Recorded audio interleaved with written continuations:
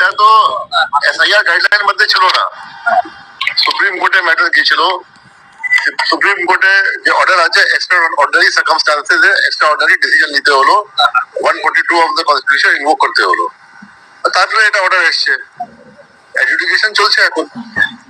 এই নামটাই তো কখনো ছিল না ভাই, এটা তো আছে টার্ম ছিল না, কিন্তু যেটা কোর্ট কাছে ম্যাটার গেছিল এটা তো কোর্টে পাওয়ার আছে, কোর্টে ডিসকাশন আছে, কোর্টে যে আছে in the interest of justice, highest court of the land, in the interest of justice, in the interest of fair play, in the interest of opportunity for everybody, dispose করেছে ম্যাটার, নিষ্পত্তি করেছে matter. Sir এই প্রক্রিয়া চলতে চলতে কি আপনি নির্বাচনের তারিখ ঘোষণা করতে পারেন? নিয়মটা কি? দেখুন, একটা তো আছে কি তারিখ আমি ঘোষণা করি না, আমার কোনো পাওয়ার নেই, এটা কমিশনের পাওয়ার আছে। কমিশন আমার সঙ্গে আলোচনাও করবে না তারিখ জন্য या ফেস জন্য, এটা কমিশন আসছে, ওদের সঙ্গে জিজ্ঞাসা করবেন আপনি। না 8 লক্ষ নাম বাদ দিয়ে কি কোনোভাবে পশ্চিমবঙ্গে ভোট সম্ভব না? তাদেরকে কি করে বাদ কমিশনে দেখো 60 লাখ কেন কিরম বাদ যাবে नहीं যাবে? আজকে তো অলরেডি 6 লাখ 6.5 লাখ তো অলরেডি मतलब হয়ে গেছে, ওটা কমপ্লিট হয়েছে। এটা আছে ডিসিশন আমরা জানি না 60 লাখ হবে কি হবে नहीं হবে, কমিশন আসছে, প্রেস সঙ্গে বসছে, কমিশনে জিজ্ঞাসা করবে।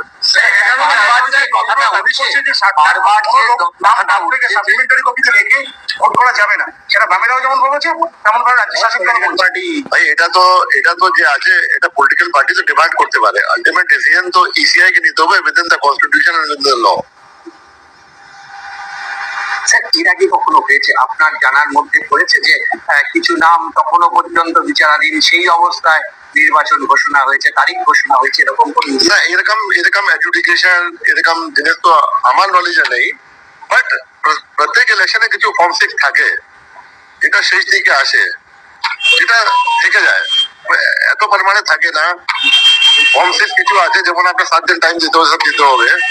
রুল কি আছে, লাস্ট ডে অফ নমিনেশন পর্যন্ত আপনি অ্যাকসেপ্ট করতে পারেন, কিন্তু আজকে কোন ফর্ম 6 দেবে, কালকে লাস্ট ডে অফ নমিনেশন আছে, তো নিশ্চয়ই ওটা নিষ্পত্তি হবে না ইয়ারও থেকে, ওটা থেকে যায়, এরকম থাকে। কিন্তু এডুকেশন তো বলতে আমি আমার নলেজে নেই। স্যার আপনি জানেন আজকে মুখ্যমন্ত্রী তিনি ধর্নায় বসবেন এবং একই তার দাবি যে নির্বাচন কমিশন 7 লক্ষ মানুষকে বাদ দিয়ে ভোট করা যাবে না, এটাই মূলত দাবি। কি বলবেন স্যার? আমি অ্যাজ এ চিফ মিনিস্টার তিনি কিন্তু বসছেন, নট। দেখুন, এটা যেটা আছে আমি কিছু এটা বলতে পারবো না, ইলেকশন কমিশনে এটা ইখতিয়ার মধ্যে আসে। আমি ফাংশন করি স্টেটে under the superintendence direction and control of ECI. Policy decision আমার ইখতিয়ার মধ্যে নেই, পলিসি ডিসিশন এরিয়া আছে, এটা ইসিআই ডিসাইড করবে। স্যার কমিশন এবং সিও দপ্তর দুটো স্তরে মনে করা হচ্ছে যে এই যে গন্ডগোল 7 লক্ষ নাম নিয়ে, এর পেছনে কিছু মানুষের প্রত্যক্ষ মদত রয়েছে বা ইচ্ছাকৃত ভুল রয়েছে, তাদের বিরুদ্ধে আপনারা কোনো কড়া ব্যবস্থা নিচ্ছেন? ইয়ারও থেকে দেখুন, এরকম যদি কোনো স্পেসিফিক কমপ্লেন্ট আসবে নিশ্চয়ই আমরা ইনকোয়ারি করবো। আপনারা খুঁজে দেখে কিছু পেয়েছেন? হ্যাঁ, এখন আমাদের এত ব্যস্ত আছি, আমরা খুঁজিয়ে দেখবো কি আমরা অন্য কাজ করবো। এখন আমাদের কাজ নেই যে প্রত্যেক লোককে শাস্তি দিয়া, বাট যখন কমপ্লেন্ট আসবে আমরা each and every complaint address করি আমরা। স্যার আপনি বলছেন ফর্ম 6 প্রত্যেক বছর শেষ মুহূর্তে জমা পড়ে, সেগুলো ডিউ থাকে।